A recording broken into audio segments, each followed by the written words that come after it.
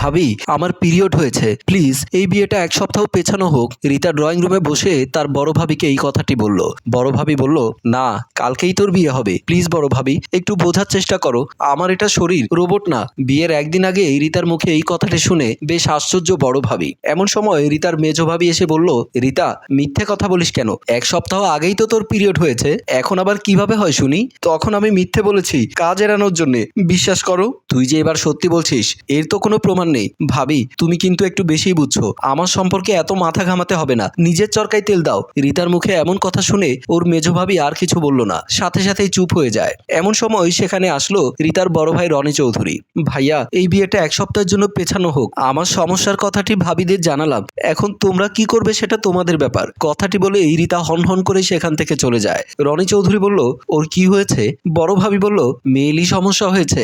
এখন রিতার ভাই রনি চৌধুরী কি করবে কিছুই বুঝতেছিল না, কারণ ছেলে পক্ষকে কথা দেয়া হয়েছে কালকে বিয়ে হবে। অনেক ভেবেচিন্তে দেখার পরে রনি ছেলে পক্ষকে ফোন দেয়। হ্যালো রতন, এই বিয়েটা প্লিজ এক সপ্তাহ পেছানো হোক। কিন্তু কেন ভাইয়া? আসলে কিভাবে যে বলি তোমাকে কথাটি, সমস্যা নেই, আপনি বলতে পারেন। রনি চৌধুরীর হাত থেকে উনার স্ত্রী মোবাইলটা নিয়ে বলল, আসলে রিতার পিরিয়ড হয়েছে, তাই ও চাচ্ছে না এই বিয়েটা কাল হোক, এক সপ্তাহ পরে হলে নাকি ভালো হয়। ভাবি, আমি একটি কথা বলি শুনেন, আমরা তো সবাইকে জানিয়ে দিয়েছি কাল আমার বিয়ে, এখন তো কোনোভাবেই পেছানো সম্ভব না। ঠিক আছে। এরপর মোবাইলের লাইনটা কেটে দিয়ে বড় ভাবি বলল, আমি অনেক রিকোয়েস্ট করেছি কিন্তু রতন কিছুতেই শুনতে চাচ্ছে না। রনি চৌধুরী বলল, তুমি আবার একটু রিতাকে বোঝানোর চেষ্টা করো। আচ্ছা ঠিক আছে, তুমি কোনো চিন্তা করো না, আমি দেখি কি করতে পারি। বলেই বড় ভাবি রিতার রুমের দিকে গেল। ভাবি রুমে এসে দেখলো রিতার ড্রেসিং টেবিলের সামনে বসে আয়নার দিকে তাকিয়ে আছে। শোন, টেনশন করিস না, আমার সঙ্গে রতনের কথা হয়েছে, কিন্তু ওরা কিছুতেই বিয়ে পেছাতে রাজি নেই। তার মানে তোমরা বিয়েটা পেছাবে না? চেষ্টা করেছি কিন্তু সম্ভব না, কারণ ও সবাইকে বিয়ের দিন তারিখ জানিয়ে দিয়েছে। এরপর রিতা মনে মনে ভাবলো, ও তাহলে আমাকেই কিছু একটা করতে হবে। রিতার বড় ভাবি বলল, কিছু বললি তুই? না, কিচ্ছু বলিনি। ঠিক আছে, তোমরা যা ভালো বোঝো তাই করো, এই তো আমার লক্ষ্মী বোনটা। এরপর বড় ভাবি সবকিছু আয়োজন করার জন্য বেরিয়ে পড়ে। এদিকে রিতা ভাবতে থাকে কিভাবে এই বিয়ে ভাঙা যায়। এটা নিয়ে সে বেশ কিছুক্ষণ ভাবার পরে রিতা একটা বুদ্ধি পায়। রিতা রুমের ভেতর থেকে বাহিরে এসে শিহাবকে দেখতে পায়। শিহাব হলো রিতার মেজো ভাবির ছোট ভাই, বিয়ে উপলক্ষে এসেছে। শিহাব ভাইয়া, কেমন আছেন আপনি? আলহামদুলিল্লাহ ভালো আছি, তুমি কেমন আছো? আলহামদুলিল্লাহ ভালো আছি। একটি কথা বলতাম তোমাকে। জি বলো। কাল আমার বিয়ে, সেটা জানোই? জানি। আমার বিয়ে উপলক্ষে একটা জিনিস চাইবো তোমার কাছে, দেবে আমাকে? সাধ্য থাকলে অবশ্যই দেব। বলো কি চাও? কাল যখন আমার বর আসবে তখন তুমি আমার রুমে আসবে একটু প্লিজ। আরে, আমি রুমে গিয়ে কি করব বলো? আমরা সবাইকে সারপ্রাইজ দেব। কেমন সারপ্রাইজ? কাল দেখিও। ঠিক আছে, সমস্যা নেই, আমি তোমাকে সাহায্য করব। বলেই শিহাব চলে গেল। পরের দিন পুরো বাড়ি যেন বিয়ের সাজে সাজিয়ে উঠেছে। সবার পরনে নতুন নতুন পোশাক। বিয়েটা হচ্ছে রিতাদের বাড়িতে, পারিবারিকভাবে আয়োজন করা হয়েছে। এখানে একটা কথা বলে রাখি, রিতার মেজো ভাই থাকে প্রবাসে, যার কারণে উনি এই বিয়েতে উপস্থিত থাকতে পারেনি। কিছুক্ষণ পর বরযাত্রী এসে দরজা দিয়ে ঢুকতেই রনি চৌধুরী বলল, আসতে কোনো সমস্যা হয়নি তো?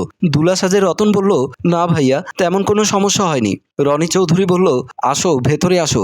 তারপর রনি চৌধুরী বরসহ সবাইকে নিয়ে ড্রয়িং রুমের দিকে গেল, আর শিহাব রিতার রুমের দিকে গেল। শিহাব রিতার রুমে এসে দেখলো রিতা ড্রেসিং টেবিলের সামনে লাল টুকটুকে বউ সেজে বসে আছে। তাকে দেখে শিহাব বলল, এই যে লাল টুকটুকে বউ, আমি এসে গিয়েছি।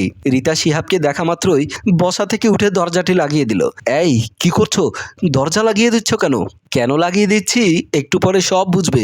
এই কথাটি বলেই রিতা নিজের শরীর থেকে শাড়িটা খুলে ফেলতে লাগলো। শিহাব বলল, বেআইন, আপনি এসব কি করছেন? আমি একজন পরপুরুষ, আপনি আমার সামনে কেন বিয়ের শাড়ি খুলে ফেলছেন?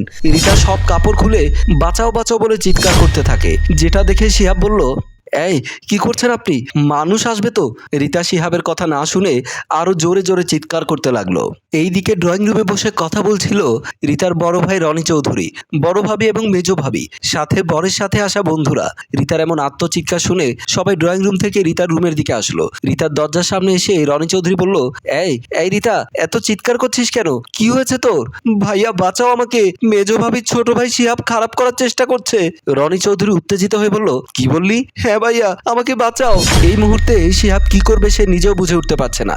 রিতাকে সাহায্য করতে এসে রিতা যে এমন একটা পরিস্থিতির মুখোমুখি তাকে দাঁড় করাবে সেটা শিহাব কখনোই কল্পনা করেনি। রনি চৌধুরী দরজাটি ভেঙে ভেতরে ঢুকে দেখে রিতার শরীরের পোশাকগুলো ছন্নছাড়া হয়ে আছে আর এক পাশে শিহাব দাঁড়িয়ে আছে। সবাইকে দেখে রিতা বড় ভাবিকে জড়িয়ে ধরলো আর বলল, ভাবি আমাকে শিহাবের হাত থেকে বাঁচাও। রনি চৌধুরী শিহাবকে ধরে বাইরে নিয়ে যায়। দরজার সামনে আসতেই শিহাব দুলাভাইয়ের পা চেপে ধরে বলে, দুলাভাই আমাকে বিশ্বাস করুন, আমি সত্যি কিছু করিনি। চুপ, একদম চুপ। তুই আমার কলিজায় হাত দিয়েছিস, তোর এত বড় সাহস? দুলাভাই বিশ্বাস করো, রিতা এসব মিথ্যে নাটক করছে। এই তুই রিতার রুমে কি করছিলি? হ্যাঁ, রিতা আমাকে ডেকেছে। চুপ। এমন সময় শিহাবের বোন সেখানে চলে আসে।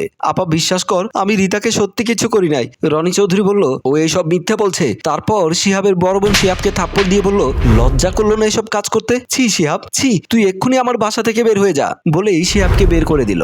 এমন সময় বরপক্ষ বের হয়ে যাচ্ছিল। রনি চৌধুরী বলল, রতন, এমন একটা অনাকাঙ্ক্ষিত ঘটনার জন্য আমি সত্যি আন্তরিকভাবে দুঃখিত। রতন বলল, আমিও আন্তরিকভাবে দুঃখিত। আপনার এমন নষ্ট বোনকে আমার পক্ষে বিয়ে করা সম্ভব না বলেই বরযাত্রী সবাই চলে গেল। রনি চৌধুরী মাথা নিচু করে রুমের দিকে চলে গেল। মেজো ভাবি দাঁড়িয়ে রইল। তার ছোট ভাই এমন একটা ঘটনা ঘটাবে সেটা সে কল্পনা করতে পারেনি। এখন বিদেশ থেকে তার স্বামী ফোন করলে কি জবাব দেবে? রনি চৌধুরী নিজের রুমে ঢুকতেই ওনার স্ত্রী বলল, তুমিই তো বলো আমার ভাই মোর্শেদের চরিত্র খারাপ। সে নাকি একটার জায়গায় দুইটা বিয়ে করেছে, কিন্তু আমার ভাই তো কখনো তোমার বোনের ইজ্জত নিয়ে ছিনিমিনি খেলেনি। এখন তোমারই চরিত্রহীন বোনটাকে বিয়ে দেবে কিভাবে? রনি চৌধুরী বলল, দয়া করে একটু চুপ থাকবে? কেন চুপ থাকবো? আজকে যদি মেজো বউয়ের ভাইয়ের জায়গায় আমার ভাই হতো তাহলে নিশ্চয় তুমি আমাকে তালাক দিয়ে দিতে। এখন এর বিচার কি করবে? এই ঘটনা জানাজানি হয়ে গেলে সমাজে মুখ দেখাবে কিভাবে? এভাবে এক কথা দু কথার মধ্যে স্বামী স্ত্রীর ভেতরে তুমুল ঝগড়া শুরু হয়ে গেল। এইদিকে মেজো ভাবি নিজের রুমের দিকে যাওয়ার সময় হঠাৎ লক্ষ্য করলো রিতা নিজের রুমের ভেতর থেকে হেসে হেসে কার সাথে জানি মোবাইলে কথা বলছে। যে মেয়েটার একটু আগে বিয়ে ভেঙে গেল সেই মেয়ে কিভাবে এত হাসি খুশি জানার জন্য মেজো ভাবি দরজার পাশে কান পাতলো। রিতা মোবাইলে বলল, জানু, শুধু তোমাকে পাওয়ার জন্য আমি এত বড় রিস্ক নিয়েছি। ভাগ্য ভালো আমার মেজো ভাবি হাবলা মার্কা ছোট ভাই ছিল। সে না থাকলে আমি এত সুন্দর নাটক সাজাতে পারতাম না, আর এই বিয়েটাও ভাঙতে পারতাম না। দরজার বাহির থেকে দাঁড়িয়ে মেজো ভাবি সব কথা শুনে বুঝতে পারলো তার ভাই নির্দোষ। এই কথাগুলো বড় ভাইকে শোনানোর দরকার। তাই মেজো ভাবি বড় ভাই রুমের দিকে গেল। তখনও বড় ভাই আর বড় ভাবির মধ্যে ঝগড়া চলছিল। মেজো ভাবি গিয়ে বলল, ভাইজান একটু এদিকে আসবেন। মেজো ভাইয়ের কথা শুনে বড় ভাবি আরো রেগে গেল। উত্তেজিত হয়ে বলল, গাছের গোড়া দিয়ে কেটে এখন জল ঢালতে এসেছো? যাও শুনে দেখো কি বলে। রনি চৌধুরী বলল, আহা তুমি একটু চুপ থাকো। তারপর মেজো বউর দিকে তাকিয়ে বলল, কিছু কি বলবে? হ্যাঁ ভাইজান, আপনি একটু আমার সাথে আসুন বলেই বড় ভাইয়ের হাত ধরে নিয়ে আসলো। রিতা দরজার সামনে এসে দুজনে দাঁড়িয়ে শুনতে লাগলো। রিতা তখন মোবাইলে বলল, এবার তুমি আমার ভাইয়ের কাছে বিয়ের প্রস্তাব নিয়ে আসো। আমার ভাইকে বলে আমাকে তোমার ঘরে নিয়ে যাও। আর শোনো, এত সুন্দর নাটক সাজিয়ে যে আমি বিয়েটা ভাঙলাম তার জন্য আমাকে স্পেশালি ট্রিট দেবে। দরজার বাহির থেকে কথাগুলো শুনে রনি চৌধুরী ও মেজো ভাবি রুমের ভেতরে গেলেন। বড় ভাই ও মেজো ভাবিকে রুমের ভেতরে দেখে রিতা চমকে উঠলো। রনি চৌধুরী একটা থাপ্পড় দিল। তারপর রিতাও বকাবকি করতে লাগলো। হ্যালো ভিউয়ার্স, এরকম মজার মজার নাটক দেখতে আমাদের পেজটি ফলো দিয়ে রাখুন। আর গল্পটি আপনাদের কেমন লেগেছে তা কমেন্ট করে জানান। ভালো লাগলে এক্ষুনি শেয়ার করে দিন। আমাদের সাথেই থাকুন। ধন্যবাদ।